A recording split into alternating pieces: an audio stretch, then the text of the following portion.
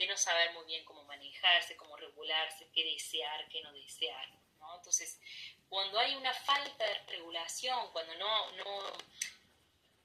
asistimos a una especie de debilitamiento de esta moralidad común, se asiste a un estado de lo que Durkheim llama anomia, ¿no?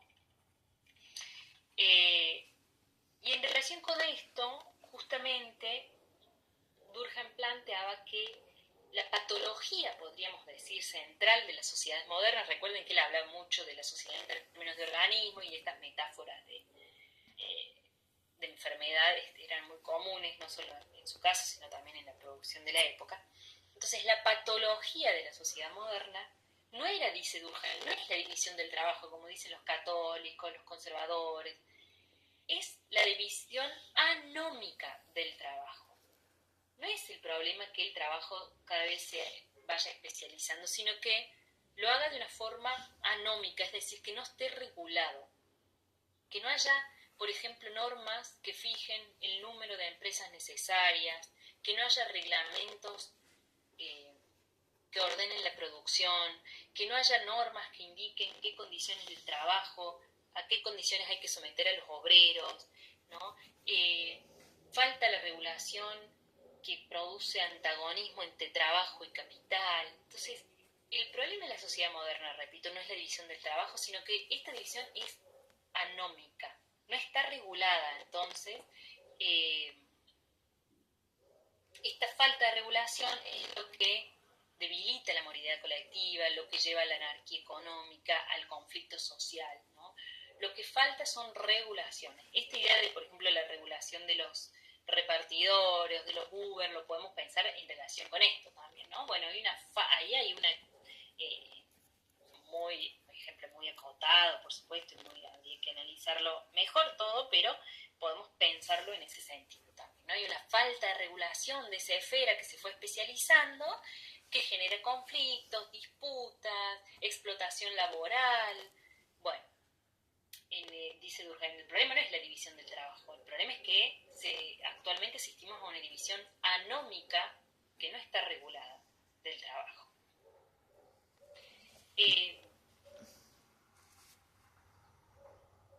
Bien, ¿hasta acá alguna duda? ¿Alguna consulta? ¿Venimos bien? Por mi parte sí, profe. ¿Sí? Bueno, seguimos con Durkheim.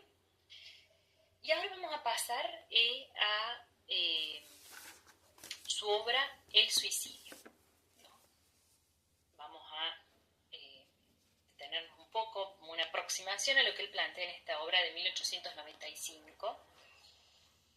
En su libro, este libro del 1895, 1897, bueno, creo que me equivoqué de año, bueno, pero no importa. Esta obra de Durkheim, El suicidio, es un clásico de la investigación empírica, ¿no? Porque él acá analiza relaciones entre variables para probar conexiones causales. ¿Sí? ¿Alguien quiere decir algo? ¿No? Entonces, repito, esta obra es un clásico de la investigación empírica, es un ejemplo de tratamiento específico de relaciones entre variables para probar conexiones causales. Y lo que hace en esta obra Durkheim es demostrar hasta qué punto los individuos están determinados por una realidad colectiva.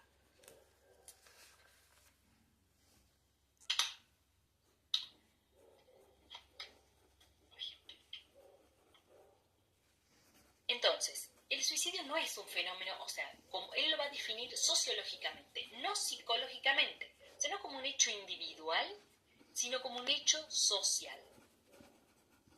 Y lo que él va a plantear entonces es que el suicidio posee un interés, digamos, el suicidio que es algo que parece sumamente individual, el hecho de que un individuo se quite la vida. En cambio, Durkheim quiere demostrar que este fenómeno está regido por la sociedad. No es un hecho, una cuestión individual, puede estudiarse también como un hecho social. Ahora, ¿cómo construye su objeto? ¿Cuál es el objeto sociológico de Durkheim? No es el suicidio de una persona. Su objeto, su unidad de análisis, es la tasa o el índice de suicidio, ¿no? Es decir, es la frecuencia de suicidio para una población dada, ¿no? La tasa o el índice de suicidio es la frecuencia de suicidio para una determinada población. Esto es la tasa de suicidio o el índice de suicidio es un hecho social en términos de Durkheim. Por lo tanto, de acuerdo con sus prescripciones metodológicas que él desarrolló en las reglas del método sociológico, un hecho social puede explicarse solo mediante otros hechos sociales. Y entonces él va a recurrir a las estadísticas para mostrar cómo la tasa de suicidio, característica de una determinada población, no cambia, no varía de modo arbitrario, sino que lo hace en función de múltiples circunstancias. Entonces, por ejemplo, el primero muestra que hay más suicidios entre los hombres que entre las mujeres. Hay más suicidios entre los protestantes que entre los católicos. Hay más suicidios entre los ricos que entre los pobres y más entre las personas solteras que entre las personas casadas. Vean acá, está hablando de tasas de suicidio, o sea, tasas de frecuencia de suicidio para una población dada. En este caso, por ejemplo, frecuencia de suicidio para personas solteras de tal lugar. Frecuencia de suicidio para personas casadas de tal lugar. Frecuencia de suicidios entre protestantes. Frecuencia de suicidio entre católicos. No está hablando del suicidio de Johann, el pastor protestante de la iglesia luterana de tal lugar. Pero no, está hablando de tasa de suicidio, o sea, repito, la frecuencia de suicidio para un determinado grupo de población. Otra cosa también que muestra Durkheim, cuando analiza las estadísticas, percibe que los índices de suicidio eran menores en tiempos de guerra y eran mayores, en cambio, en épocas de inestabilidad económica.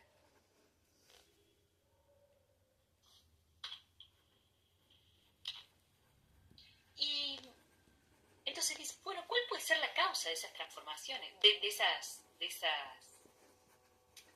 esos hechos? ¿Cuál puede ser la causa? ¿Por qué es que se suicidan más? ¿Por qué la tasa de suicidio es mayor entre protestantes que entre católicos? ¿Por qué es mayor entre solteros que entre casados? ¿No? ¿Cuál puede ser la causa? Bueno, y en este estudio entonces, Durkheim llega al hallazgo, a la conclusión de que hay hechos sociales. Recuerden que un hecho social es un hecho que es externo, que se impone al individuo, y que influye, hay hechos sociales que influyen en el número de suicidios. Y relaciona su explicación con la idea de solidaridad social. Y fundamentalmente con dos tipos de vínculos sociales, ¿no? La integración social y la regulación social.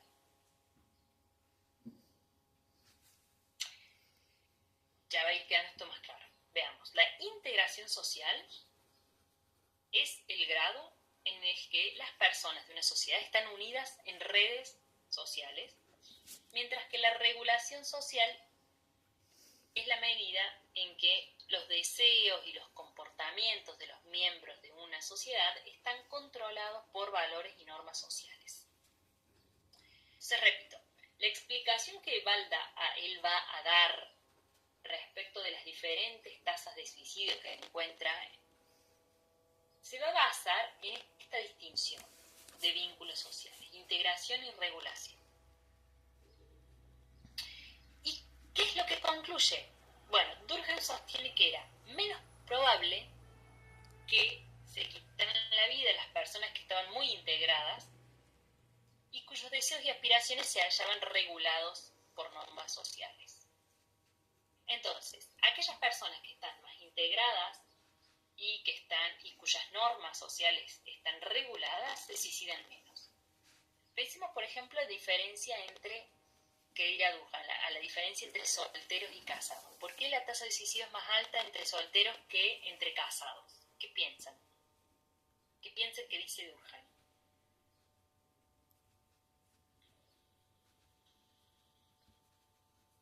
Yo creo que en esa época había como una cierta regla social en de que a tal edad tenían que estar casados y a partir de esa edad ya pasabas a ser como el solterón y se excluía, digamos, de las ciertas reuniones sociales. Eh, Creo que por ahí viene la mano de lo que quiere explicar Durkheim. Bueno, tiene que ver en parte con esto, pero tiene que ver también con el hecho de que, para Durkheim, una persona que está casada está integrada, forma parte de un grupo, ¿no? O sea, está inserta en una red de relaciones sociales, forma parte de una familia. En cambio, el soltero no.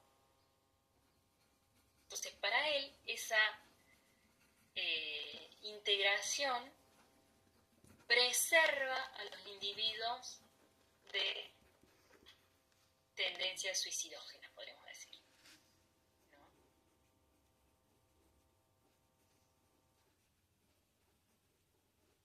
¿Se entiende? Va quedando claro hacia dónde apunta Durkheim. Ahora vamos a ver los tipos de suicidio y esto va a quedar un poco más claro. Pero, ¿estamos más o menos bien?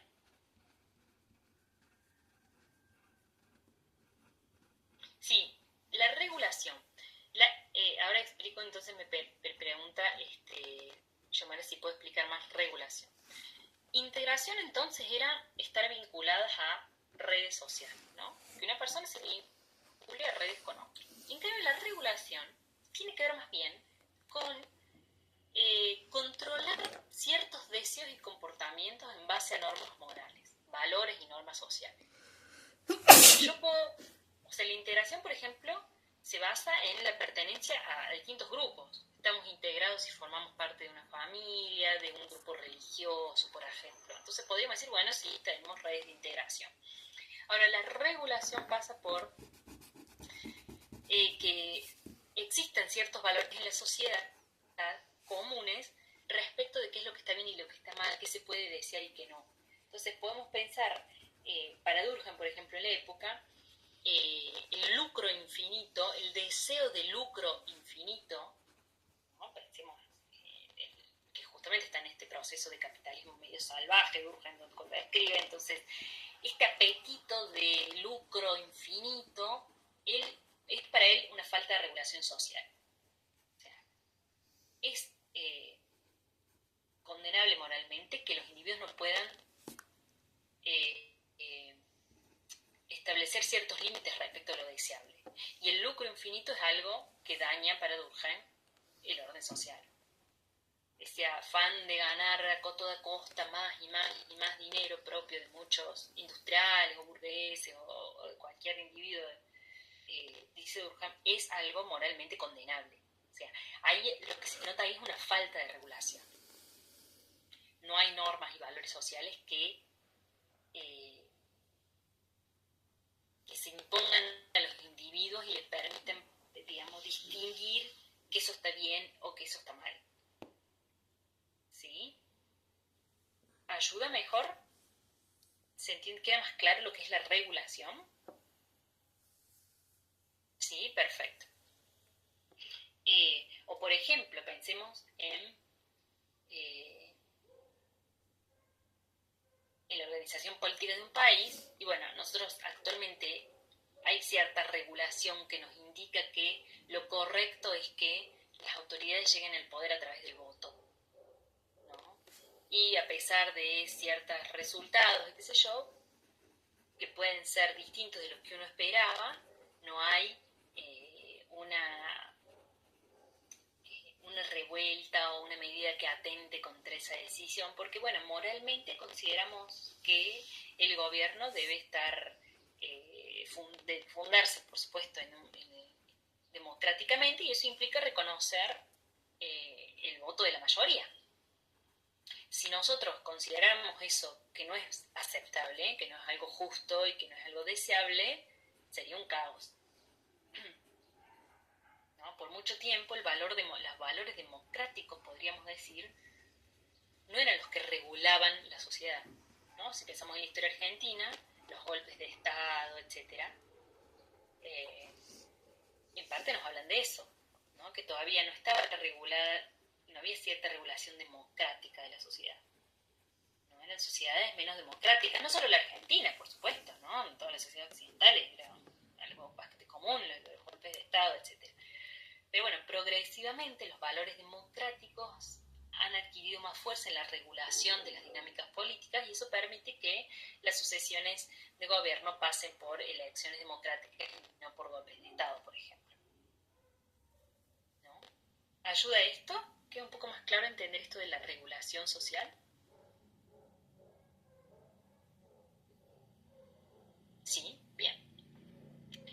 Entonces, en base a esta consideración, Durkheim va a distinguir distintos tipos de suicidio. El suicidio altruista tiene lugar cuando un individuo está demasiado integrado. Los vínculos son demasiado fuertes, dice, y valora más al grupo, a la sociedad que a sí mismo. En este caso, ¿no? Dice Durkheim, el suicidio se convierte en una especie de sacrificio que se realiza por el bien común, el bien superior del grupo, ¿no? Los kamikazes japoneses, los hombres bomba islámicos, por ejemplo, serían para Durkheim ejemplos de este tipo de suicidio. Dice Durkheim, este tipo de suicidio es más común en las sociedades tradicionales donde hay predominio de solidaridad mecánica. Bien. Después tenemos el suicidio egoísta. El suicidio egoísta tiene lugar cuando un individuo está escasamente integrado. Hay una falta de integración. El individuo está aislado, cuando no tiene vínculos con un grupo o sus vínculos se debilitan o se rompen. ¿No? Entonces acá, por ejemplo, él relacionaba,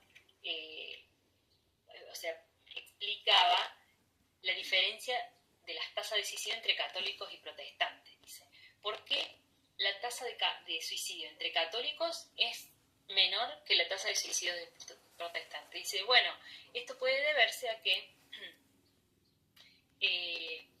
a la fuerza de la comunidad social de los católicos, ¿no? Esta idea de las comunidades, de los grupos, de la pertenencia a estos grupos católicos, contrasta contra esta libertad moral y personal que los protestantes reivindicaban, ¿no? Esta idea de que el contacto con Dios tenía que darse de forma individual. Entonces, estas diferencias pueden deberse, permitirían explicar estas diferencias en las tasas de suicidio. ¿No? De nuevo, el matrimonio protege del suicidio también porque integra al individuo en una relación social estable. Mientras que para Durkheim, entonces, las personas solteras serían aisladas, digamos, dentro de la sociedad. Otro ejemplo referido a esto es ¿por qué hay menos suicidios en tiempos de guerra que en tiempos de paz? Y bueno, dice, porque frente a un enemigo externo, en general la sociedad se integra socialmente más fuerte. Entonces, cuando tenemos un enemigo interno, todos hacemos fuerza para el mismo lado, podríamos decir, todos nos consideramos partes del mismo grupo. Entonces hay una integración social más fuerte, dice, que protege del suicidio. Entonces el suicidio egoísta es una falta de integración, el suicidio altruista un exceso de integración. Pero también tenemos el suicidio anómico, que se produce cuando hay una falta de regulación, ¿no? Cuando las personas están sin normas, por ejemplo, debiendo un cambio rápido de la sociedad o una situación de inestabilidad social, entonces no hay un punto fijo de referencia para normas, para deseos, como por ejemplo en situaciones de crisis económica, suicidios de empresarios que pierden sus empresas, suicidios de trabajadores que pierden sus trabajos, por ejemplo, ¿no? Entonces, en estas situaciones donde hay una falta de regulación,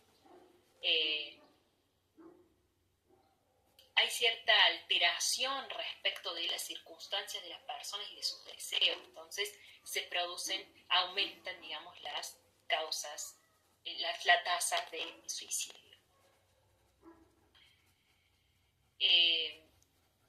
¿Estamos bien por acá? ¿Alguna duda?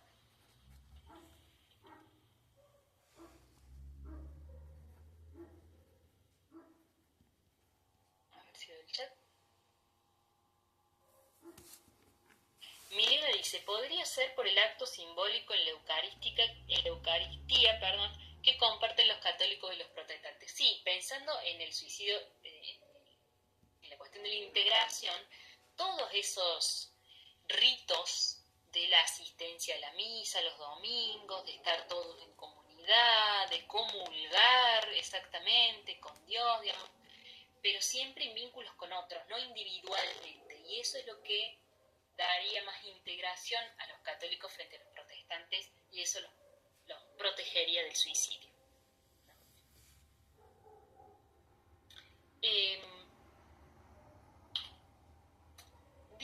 Respecto de esto dice Durkheim, el suicidio anómico depende no de la manera en que los individuos están vinculados a la sociedad, no es una cuestión de integración, sino del modo en que ella los reglamenta, o sea, sino del modo en cómo lo social se nos impone en términos de normas morales, etcétera, como decimos recién.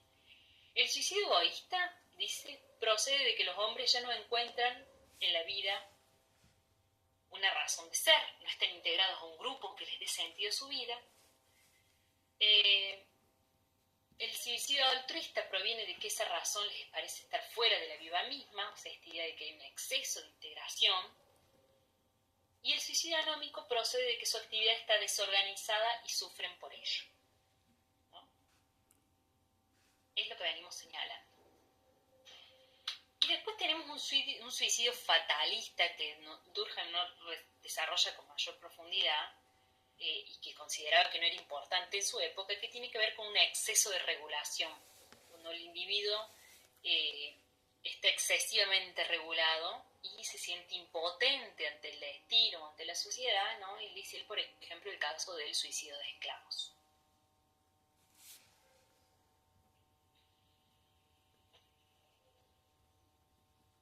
Bien, ¿alguna duda, alguna consulta?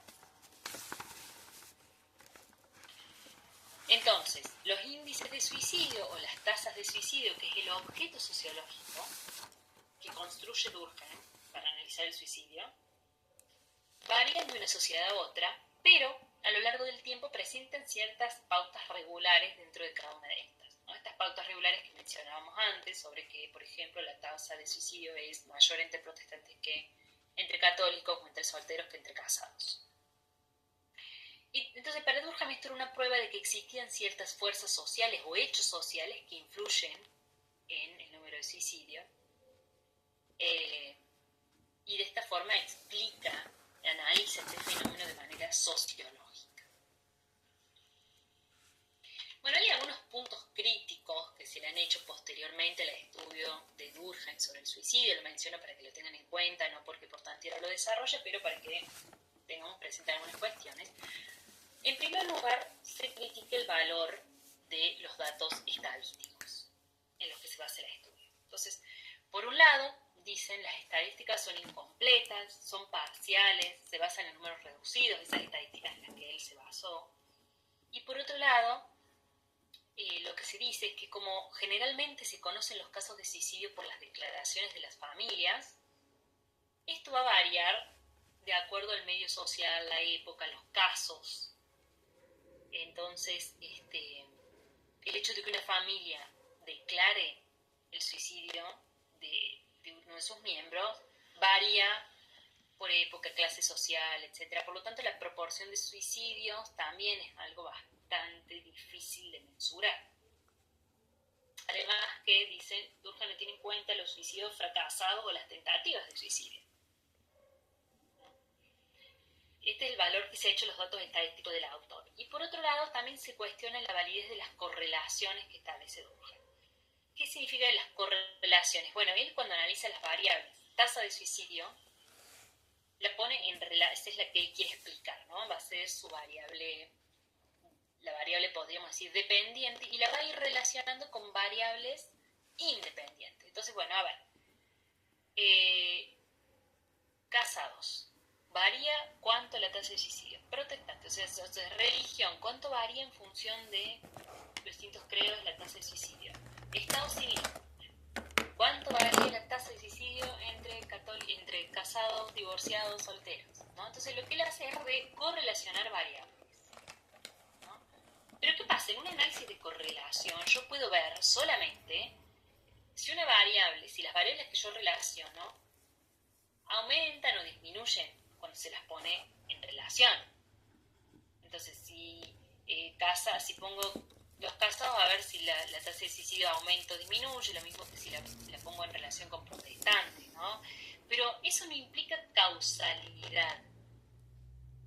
O sea, correlacionar variables solamente me dice, bueno, si cuando una aumenta la otra baja, o acá las dos suben, o acá las dos bajan, pero no significa que una sea causa de la otra, ¿no? Entonces, hay que ver si en estos fenómenos que él analiza no había otros factores que en realidad estaban causando esas variaciones, ¿no?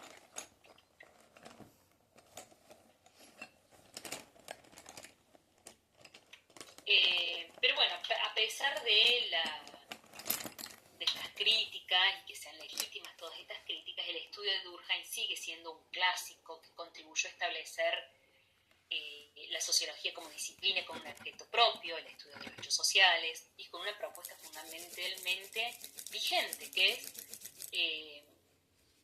el estudio empírico, por ejemplo, a través de estadísticas y la idea de que un acto tan personal como el suicidio puede explicarse sociológicamente y no meramente en base a una motivación personal.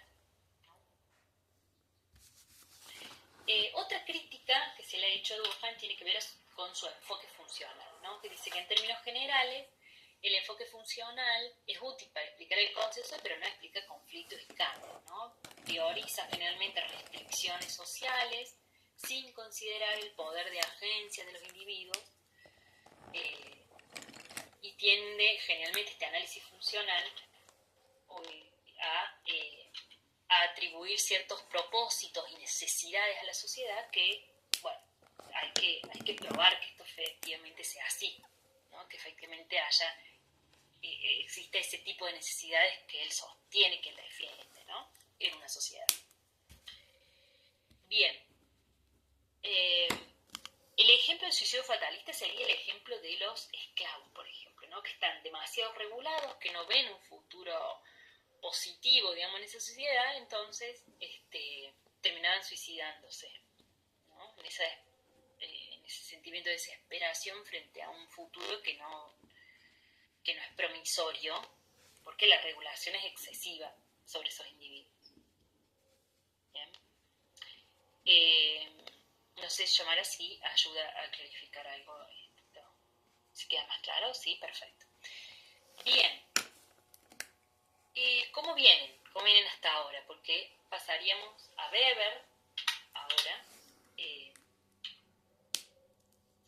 También nos va a llevar un buen tiempo. No sé si quieren que, como quedamos en la primera clase, cortamos acá y complemento con video, o si hacemos un breve descanso y después seguimos.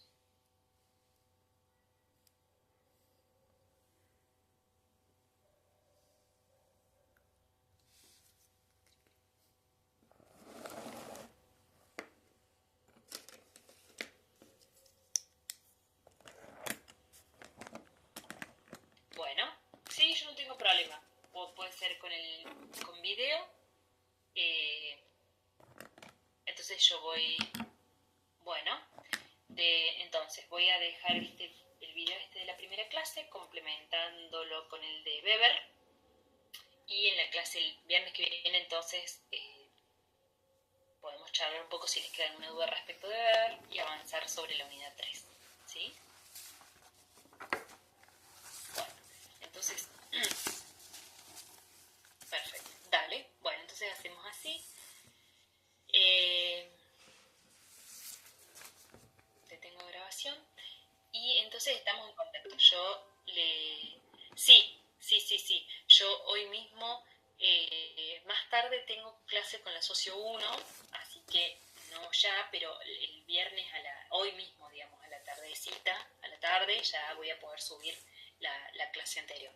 La de presentación está colgada hace ya bastante debajo del programa de la materia, me parece que está el enlace de acceso a la clase de presentación a la primera, donde hay cierto lineamiento respecto de cada una de las unidades, cómo leerlas, cómo trabajarlas, ¿sí?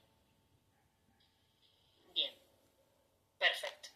Sí, la unidad 1 sí, Yomara. Eso hoy mismo, junto con este video que ni bien se me descargue en el Drive del Google Meet, también lo subo, y en los próximos días el de Weber. Bueno, entonces, perfecto. Muchas gracias a ustedes y estamos en contacto. Hasta luego. Igualmente para todas. Chau, chau.